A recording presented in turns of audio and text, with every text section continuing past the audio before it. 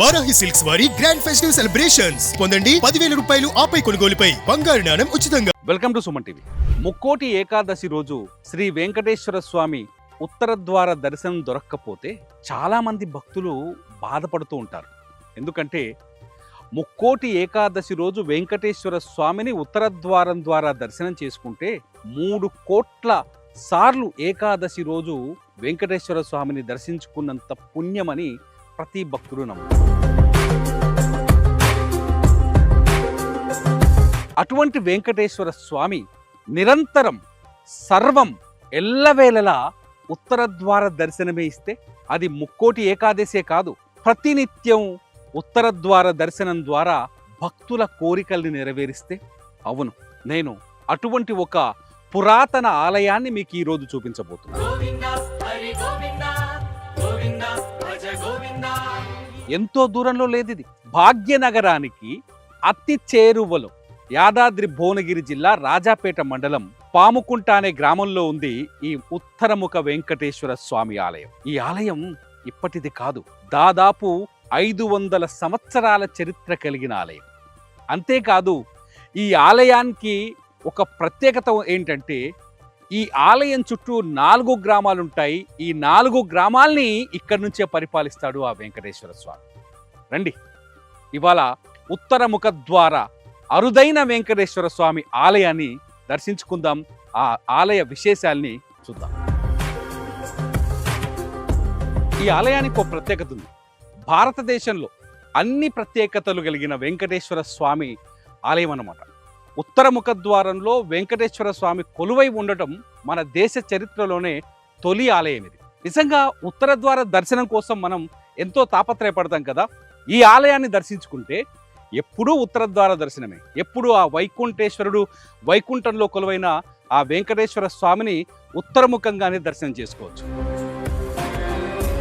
ఇంకొక స్పెషాలిటీ ఏంటంటే ఈ స్వామివారి విగ్రహం ఆదిశేషుడు 12 పడగలతో ఉన్న ఆదిశేషుడి పైన స్వామివారు శ్రీదేవి భూదేవి సమేతంగా కొలువై ఉంటారు. ఆ విగ్రహాన్ని చూస్తే దేదీప్యమానంగా కనిపిస్తుంటాడు. ఒకసారి ఈ విగ్రహానికి ఒక ప్రత్యేకత కూడా ఉంది. ఇక్కడ వెంకటేశ్వర స్వామి విగ్రహానికి స్వామివారు 2 కళ్ళు తెరిచి ప్రపంచాన్ని చూస్తూ ఉంటారు. అంతేకాదు, పదునైన మీసాలతో భక్తులకి దర్శనమిస్తూ ఉంటాడు.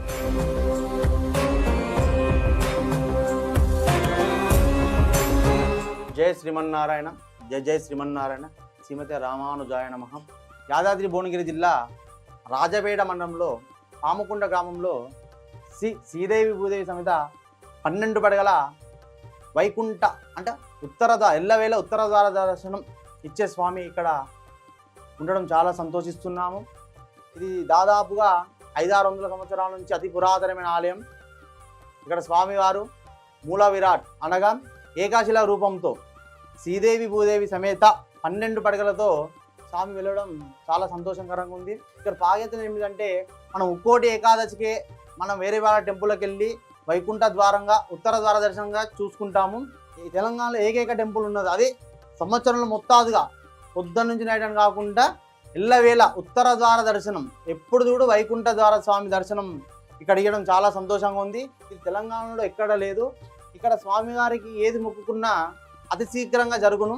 ప్రతి శనివారం కానీ శుక్రవారం నాడు కానీ స్వామివారికి నిజరూప దర్శనంతో పాటు అభిషేకాలు జరుగును, విశేషంగా జరుగును. పంచామృత అభిషేకాలు, తులసి దళార్చనలు, పుష్పార్చనలు, పుష్పాలంకరణ, ఆభరణాలంకరణలు ఇవన్నీ జరుగును. ప్రతిరోజు స్వామికి వైకుంఠ ద్వార దర్శనం జరుగును.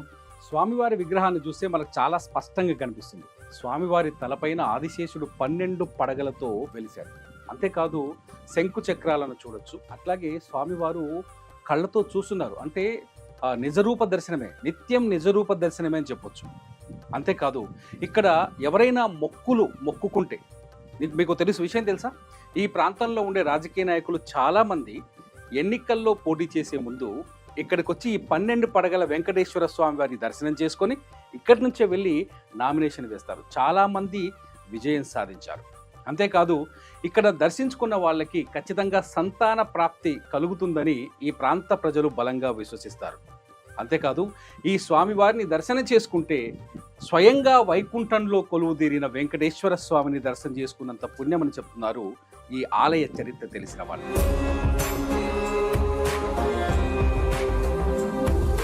ఈ ఆలయ చరిత్రలోకి వెళ్ళి ఈ ఆలయ చరిత్రను చదివితే దేవుడే పరిపాలకుడిగా, దేవుడే స్వయంగా పరిపాలకుడిగా ఉండేవాడు.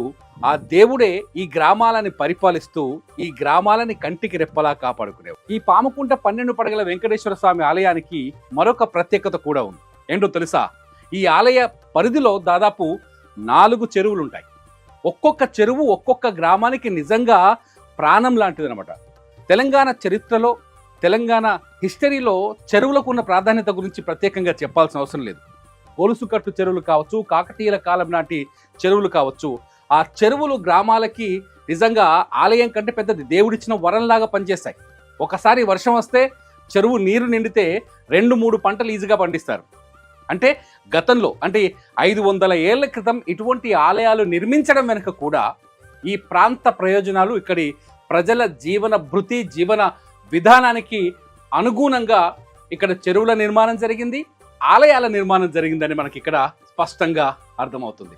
కలియుగ వెంకటేశ్వర స్వామి కేవలం తిరుమల కొండపైన మాత్రమే కాదు, చరిత్రలో భారతదేశ హిస్టరీలో ఎక్కడ కనీ విని ఎరగనట్టుగా ఉత్తర ముఖద్వారంతో తెలంగాణలో హైదరాబాద్ నగరానికి కేవలం 30 కిలోమీటర్ల దూరంలో రాజపేట మండలం, యాదాద్రి క్షేత్రం దగ్గరే ఉంటుంది. ఇక్కడికి యాదాద్రి క్షేత్రానికి ఒక 20-25 కిలోమీటర్ల దూరంలో పాముకుంట అనే ఒక మామూలు గ్రామంలో కలియుగ వెంకటేశ్వర స్వామి కొలువై ఉన్నాడంటే నిజంగా ఆశ్చర్యం వేస్తుంది.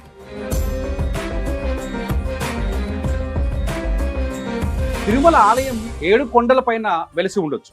ఆ ఆలయంలో వెంకటేశ్వర స్వామి స్వయంగా కొలువై ఉంటారని తిరుమలనే కలియుగ వైకుంఠం అనుకుంటాం. కానీ ఆ కలియుగ వైకుంఠానికి దాదాపు అన్ని విధాలుగా సరిపోలే విధంగా ఇక్కడ కూడా ఈ వెంకటేశ్వర స్వామి కూడా కొలువై ఉన్నారు. ఇక్కడ చూడొచ్చు మనం వరుసగా ఈ శిలకు వెలిసిన అలువార్ల ప్రతిరూపాలు. వీళ్ళే వెంకటేశ్వర స్వామి దగ్గర మనం చూస్తుంటాం, అలువార్ల గురించి మనకు తెలుసు. ఆ అలువార్లు ఇక్కడ కూడా కొలువై ఉన్నారు. అంటే ఒక్కసారి గుర్తుపెట్టుకోండి, కలియుగంలో వెంకటేశ్వర స్వామి ఈ భూమిపైన తనకు నచ్చిన ప్రతి చోట కొలువై ఉన్నాడని చెప్పడానికి ఇంతకంటే వేరే నిదర్శనమే లేదు. ఇక్కడ వెలసిన ఈ 12 పడగల వెంకటేశ్వర స్వామి ఎక్కడ వెలిచాడో తెలుసా? ఈ 2 రాళ్ల కొండ సొరికే అంటారు తెలంగాణలో. ఈ ప్రాంతంలో అంటే ఒక 2 రాళ్ల మధ్యలో వెలిశాడు. ఈ వెంకటేశ్వర స్వామి కూడా ఇక్కడ ధనవంతుడే, ధనవంతుడు, బలవంతుడు, శక్తివంతుడు అనమాట. ఈ వెంకటేశ్వర స్వామికి 4 చెరువులు ఉన్నాయని చెప్పాను కదా. 4 చెరువులతో పాటు కొన్ని ఎకరాల భూమి కూడా ఉంది. ఈ ఆలయ దీపధూప నైవేద్యాల ఖర్చుల కోసం కావచ్చు, ఈ ఆలయ అభివృద్ధి కోసం కావచ్చు, ఈ ఆలయ ఫ్యూచర్ కోసం కావచ్చు, భవిష్యత్తు కోసం కావచ్చు, ఈ టెంపుల్ కోసం కొంత భూమిని కూడా కేటాయించారు. ఆ భూమి అంతా ఇక్కడే ఉంది. ఇప్పటికీ దేవాదాయ రికార్డులో ఆ భూమి ఉంది. ఈ కొండ సెరకలో వెలిసిన ఆ శిఖరం పైన మీరు చూడండి, ఆ సీన్ని మా కెమెరామెన్ మహేష్ మీకు క్లోజ్లో చూపిస్తాడు. ఆ శిఖరం పైన ఒక వజ్రం ఉండేదంట. ఆ వజ్రానికి ఏదైనా కాంతి తాకితే చీకట్లో ఈ 4 గ్రామాలకి దేదీప్యమానంగా కనిపించేదని చెప్తున్నారు. కాలానుగుణంగా ఆలయం కొంత అంటే సెక్యూరిటీ లేకపోవడం వల్ల స్వామివారి ఆ వజ్రాన్ని దొంగలు కొట్టేశారు. అంతేకాదు ఈ ఆలయం పైన గతంలో పిడుగుపాటుకు గురైంది. ఇప్పుడు కాదు, దాదాపు ఒక 100 సంవత్సరాల క్రితమే పిడుగుపాటుకు గురైందంట. దాంతో ఒక బండరాయి మొత్తం పగిలిపోయింది. ఆ కొండ పైన ఉండే శ్రీచక్రం కూలి కింద పడింది. అది కూడా మనం విజువల్లో చూడొచ్చు. నిజంగా తెలంగాణ గ్రామీణ ప్రాంతాల్లో ఇంత చరిత్ర కలిగిన ఆలయం ఉందంటే తెలుసుకుంటేనే మనసుకు ఎంతో ఆనందం కలుగుతుంది. ఈ 4 గ్రామాల నుంచి ఈ ఆలయ అభివృద్ధి కోసం కష్టపడ్డారో వాళ్ళ పేర్లు చరిత్రలో గుర్తుండిపోయే విధంగా ఈ 4 గ్రామాల చుట్టూన్న 4 చెరువులకు నామకరణం చేశారు. చాలా బాగుంది కదా చెప్పడానికి. ఆ 4 పేర్లు చెప్తాను ఒకసారి, విచిత్రంగా చూడండి. ఇప్పుడు మీరు చూస్తున్నారు వెంకటాద్రి చెరువు అంటారు. ఇది పాముకుంట గ్రామం పరిధిలో ఉంటుంది. కొండ్రెడ్డి చెరువు అని ఇంకొక చెరువు కూడా ఉంది. దాంతోపాటు మల్లెగూడెం చెరువు, అట్లాగే కట్కూరు చెరువు. ఒక్కొక్క చెరువుకి ఒక్కొక్క చరిత్ర. ఈ చరిత్ర వ్యక్తులది కాదు, స్వయంభూగా వెలిసిన ఈ వెంకటేశ్వర స్వామి చరిత్ర. నాకు అనిపిస్తుంది వెంకటేశ్వర స్వామి పరిపాలకుడిగా ఉన్న ఈ గ్రామాల ప్రజలు ఎంత అదృష్టవంతులు. నేను ఇప్పుడు మీకు వెంకటేశ్వర స్వామి ఆలయం చూపించాను కదా. ఈ కొండ కింద ఒక బండరాతి పైన హనుమంతుడు వెలిశాడు. హనుమంతుడి దగ్గరికి వెళ్ళే ముందు ఇక్కడ ఒక శ్రీచక్రం ఉంది చూడండి. ఈ శ్రీచక్రానికి ఒక ప్రత్యేకత ఉంది. ఒక 100 ఏళ్ల క్రితం, ఇంతకుముందు చెప్పాను కదా నేను ఏంటంటే 100 ఏళ్ల క్రితం పిడుగుపాటు గురైంది ఈ టెంపుల్ పైన అని. అగో ఆ రాయి పైన పడింది అనమాట. అక్కడ వేప కొమ్మ కనిపిస్తుంది కదా, ఆ వేప కొమ్మ చుట్టూ ఉన్న ఆ సున్నం వేయని ప్రాంతం, ఆ రాయి విరిగిపోయినట్టుగా చాలా స్పష్టంగా కనిపిస్తుంది చూడండి. ఆ పిడుగుపాటికి అక్కడ ఉండే శ్రీచక్రం విరిగి ఇక్కడ పడిపోయింది చూడండి. 100 సంవత్సరాలుగా ఈ శ్రీచక్రం ఇక్కడే ఉందని చెప్తున్నారు ఇక్కడ ఆలయ నిర్వాహకులు. నిజంగా అంటే చరిత్ర ఎంత గొప్పగా ఉందో చూడండి. ఎట్ ది సేమ్ టైం ఇక్కడ వెలిసిన ఆంజనేయ స్వామి దగ్గర తీసుకెళ్తాను మీకు చూడొచ్చని. అసలు ఆంజనేయ స్వామి విగ్రహాన్ని చూసి ఆశ్చర్యపోతారు. ఏ ఊరికైనా రక్షకుడిగా ఉంటాడు హనుమంతుడు. చూడు, క్షేత్రపాలకుడు ఇక్కడే ఉన్నాడు చూడండి. క్షేత్రపాలకుడిగా హనుమంతుడు వెలిసిన్నాడు చూడండి. అంటే ఈ బండరాయి పైన మొత్తంగా ఒకటి అబ్జర్వ్ చేయండి.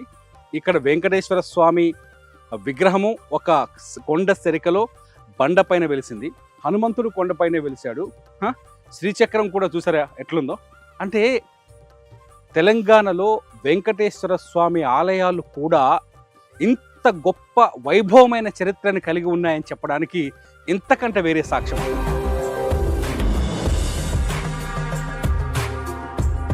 చరిత్ర ఎప్పుడూ మరిచిపోలేని సాక్ష్యాలు, సత్యాలు మనకెప్పుడూ కనిపిస్తూ ఉంటాయి. మన గ్రామీణ ప్రాంతాల్లో కావచ్చు, మన సంస్కృతిలో కావచ్చు, మన పల్లె ప్రాంతాల్లో కావచ్చు, మన పూర్వీకుల చరిత్రకు అనేక సాక్ష్యాలు కనిపిస్తాయి.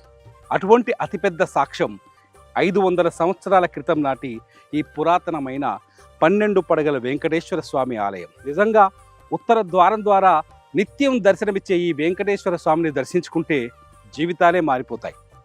భాగ్యనగరానికి కేవలం 30 కిలోమీటర్ల దూరంలోనే ఉన్న ఈ ఆలయాన్ని దర్శించుకుంటే మీ జన్మ ధన్యమవుతుంది. చూస్తూనే ఉండండి సుమన్ టీవీ.